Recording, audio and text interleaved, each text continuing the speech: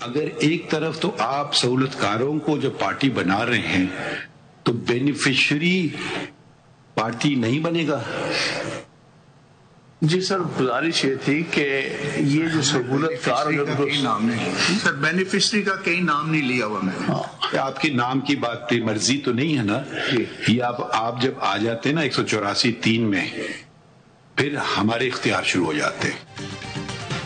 شوکت عزیز صدیقی کی برطرفی کے خلاف سپریم کورٹ میں سماعت. فیض حمید، عرفان رامے، سابق چیف جسٹس انور قاسی اور سابق رجسٹرار سپریم کورٹ ارباب عارف کو نوٹسز جاری. چیف جسٹس قاضی فائز عیسیٰ نے ریمارکس دیے، 4 افراد پر سنگین الزامات ہیں، ہمارا خیال ہے ان کو بلا کر سنا جائے. آپ کی آئینی درخواست میں تضاد ہے، آپ سہولت کاروں کو فریق بنا رہی ہیں، اصل بینیفیشری تو کوئی اور ہے جس کا آپ نے ذکر ہی نہیں کیا. ہم خود کو استعمال نہیں ہونے دیں گے. سنگین الزامات لگائے ہیں، سنگین اثرات ہو سکتے ہیں. چیف جسٹس نے بیرسٹر صلاح الدین سے پوچھا، آپ نام لیتے ہوئے شرما کیوں رہے ہیں؟ بیرسٹر صلاح الدین نے کہا، نواز شریف کے مخالفین کو فائدہ پہنچانے کے لیے سہولت کاری کی گئی. جن کو فائدہ پہنچانا تھا ہو سکتا ہے ان کو پتہ بھی نہ ہو.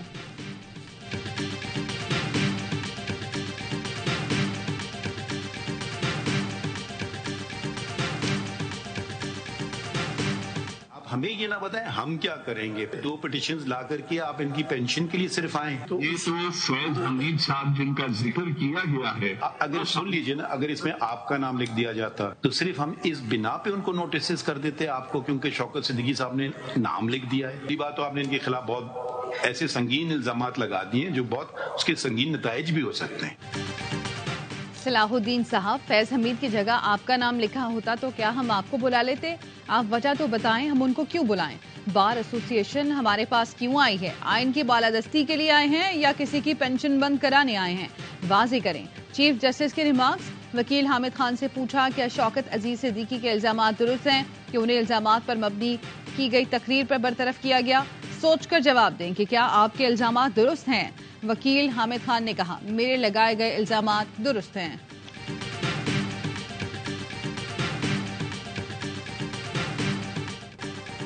اڈیالہ جیل میں سائفر کیس کی ان کیمرہ سماعت جاری. عدالت نے 2 صحافیوں کو کمرے عدالت تک رسائی دے دی. سائفر کیس کی کارروائی پرنٹ، الیکٹرانک اور سوشل میڈیا پر نشر کرنے پر پابندی. خلاف ورزی پر آفیشل سیکرٹ ایکٹ کے تحت کارروائی ہوگی.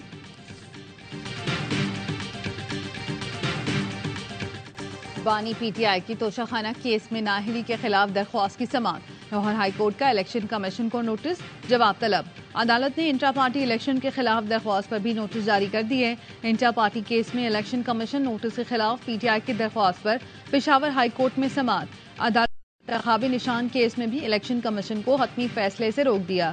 بیرسٹر گوہر نے میڈیا سے گفتگو میں کہا، انٹرا پارٹی الیکشن جتنے شفاف طریقے سے ہوئے پہلے کبھی نہیں ہوئے. عدالت نے آج ہمیں دوسرے نوٹس میں بھی ریلیف دیا.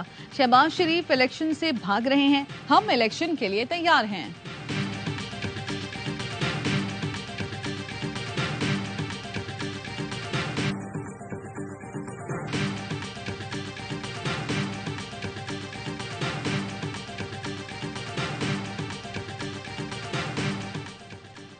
مقبوضہ کشمیر کا یک طرفہ فیصلہ کسی صورت قابل قبول نہیں. بھارتی سپریم کورٹ کے فیصلے کو جوتے کی نوک پر رکھتے ہیں.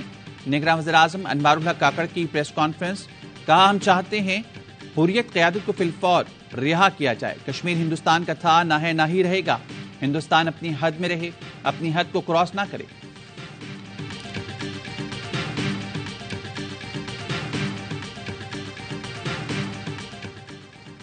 اسلام آباد ہائی کورٹ میں عمر ایوب کے خلاف کیسز کی تفصیلات فراہمی کا کیس.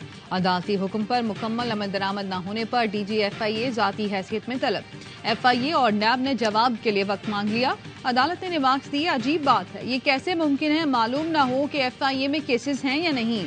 ڈائریکٹر ایف آئی اے نے کہا، کمپیوٹرائز ڈیٹا آ گیا، عمر ایوب کا شناختی کارڈ نمبر نہ ہونے سے مکمل ڈیٹا نہیں مل سکا.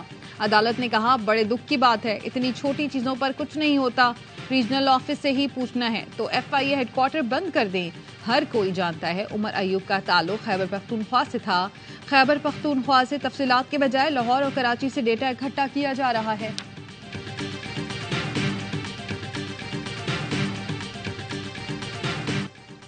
پی ٹی آئی رہنما شیر افضل مروت کی نظر بندی. لاہور ہائی کورٹ میں چیلنج. وکیل پی ٹی آئی نے موقف اپنایا. شیر افضل کسی غیر قانونی سرگرمی میں ملوث نہیں، انہیں سیاسی بنیادوں پر نظر بند کیا گیا۔ نظر بندی کالعدم قرار دی جائے۔ سپریم کورٹ بار نے شیر افضل مروت کی لاہور ہائی کورٹ کے باہر سے گرفتاری کی مذمت کر دی۔ فوری رہائی کا مطالبہ۔ اعلامیے میں کہا شیر افضل مروت کی گرفتاری بنیادی حقوق کی خلاف ورزی ہے۔ انصاف کے حصولوں کو برقرار رکھنے کے لیے 16 MPO جیسے قوانین کے اطلاق پر نظرثانی کی جائے۔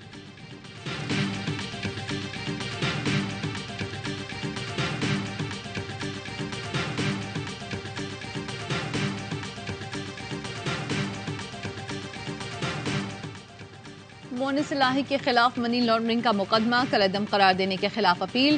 سپریم کورٹ نے FIA سے مزید ریکارڈ طلب کر لیا۔ جسٹس عائشہ ملک نے ریمارکس دیے، نیب سمیت کئی ادارے ان اکاؤنٹس کی تحقیقات کر چکے ہیں۔ جسٹس سردار طارق مسعود نے کہا ایک ہی معاملے کی بار بار تحقیقات کیسے ہو سکتی ہیں۔ ڈپٹی اٹارنی جنرل نے کہا شوگر کمیشن کی رپورٹ سے منی لانڈرنگ کا معاملہ سامنے آیا۔ جسٹس عائشہ ملک نے کہا جس رحیم یار خان مل کا کیس بنا رہے ہیں اس کی تو کمیشن نے تحقیقات ہی نہیں کی۔ جسٹس سردار طارق مسعود نے کہا اینٹی منی لانڈرنگ قانون 2010 میں بنا، اطلاق ماضی سے کیسے ہو سکتا ہے؟ ریفرنس ریکارڈ پیش کریں پھر فیصلہ کریں گے۔ مونس الہی کو نوٹس کرنا ہے یا نہیں، سماعت غیر معینہ مدت تک ملتوی۔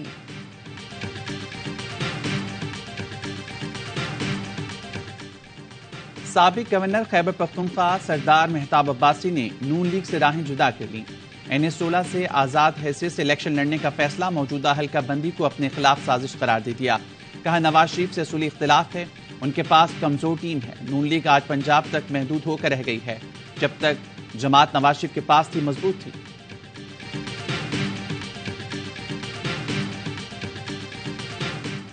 الیکشن کمشنر سندھ کا چارج شریف اللہ نے سنبھال لیا۔ شریف اللہ اس سے پہلے صوبائی الیکشن کمشنر بلوچستان تعینات تھے۔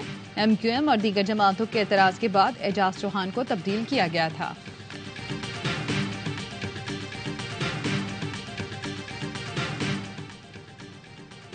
ٹانک میں پولیس لائنز پر دہشت گردوں کا حملہ، 2 اہلکار شہید، 4 زخمی۔ جوابی کارروائی میں 3 حملہ ور ہلاک۔ فائرنگ کا تبادلہ جاری۔ DPO ٹانک کا کہنا ہے پولیس لائن کی عمارت ابھی تک کلیئر نہیں ہوئی، آپریشن جاری ہے۔ پولیس فورس کے حوصلے بلند، آخری دہشت گرد کے خاتمے تک لڑیں گے۔ ضلع خیبر میں چیک پوسٹ پر حملہ، 2 اہلکار شہید، 6 زخمی ہو گئے۔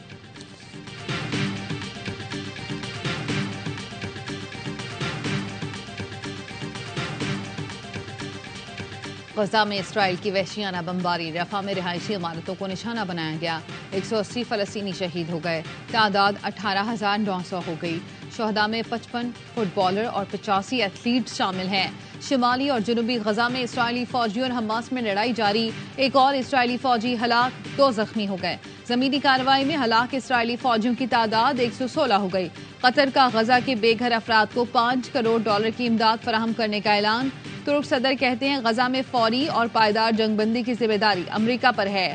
حماس کا کہنا ہے جنگ کے خاتمے کا سبب بننے والی تمام کوششوں کے لیے تیار ہیں۔